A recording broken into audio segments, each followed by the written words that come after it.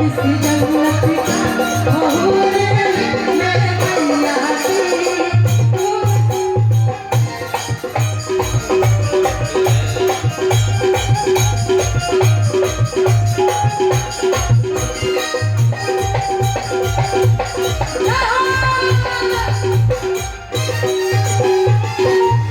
गंगा जल लेके कांवर सजाई के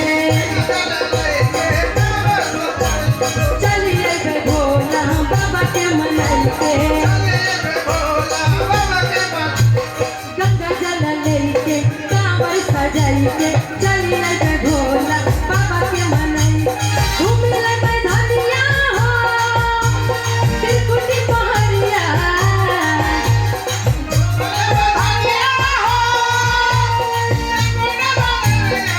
मिले बधाइया हो त्रिकुटी पहाड़िया तोहरा किन दे प्रेम से बोलिए सांची दरबार की। और ऐसे ही ताली बजाते हुए पूरा पूरा हाथ उठा के थोड़ा देर के लिए पूरा हाथ उठाइए सभी लोग। कहना है कि चलो चलो चलो बाबा के धाम चलो चलो भगवान के बताओ धाम चलो चलो चलो बाबा के धाम चलो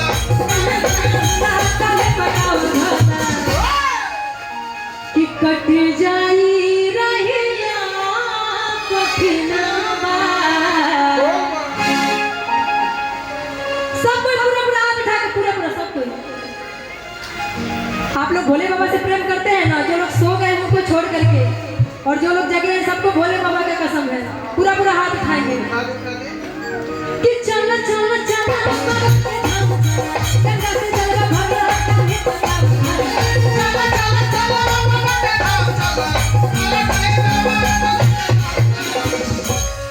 कि कट जाई रहिया कठिनवा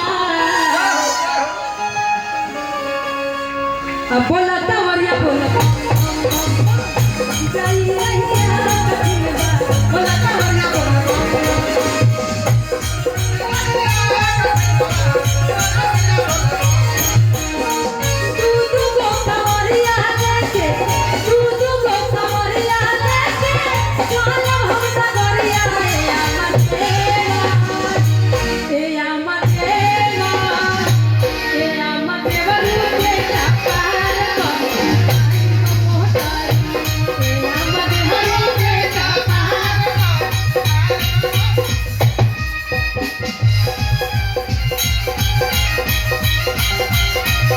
और बड़ा सुंदर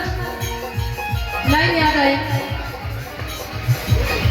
पिया बाहरे पौधी कहते कांवर उठाई बरे भौजी पिया बाहरे पौधी कहते कांवर उठाई बरे भौजी भौजी रे कोई से अकेला उठाई बरे भौजी भौजी रे कोई से अकेला उठाई बरे भौजी पिया बाहरे पौधी कहते कांवर उठाई बरे भौजी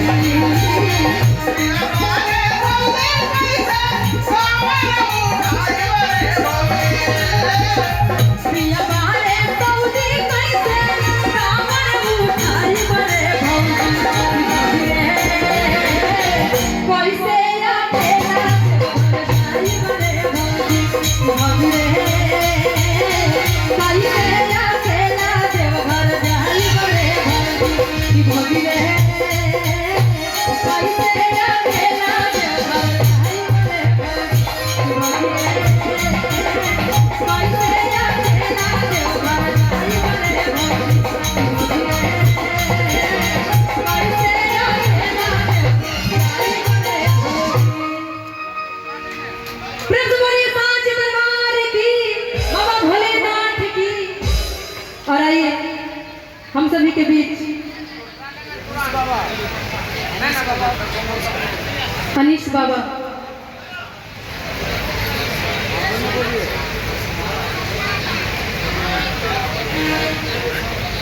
आपको यहाँ बुलाया जा रहा है, थोड़ा कष्ट करिए।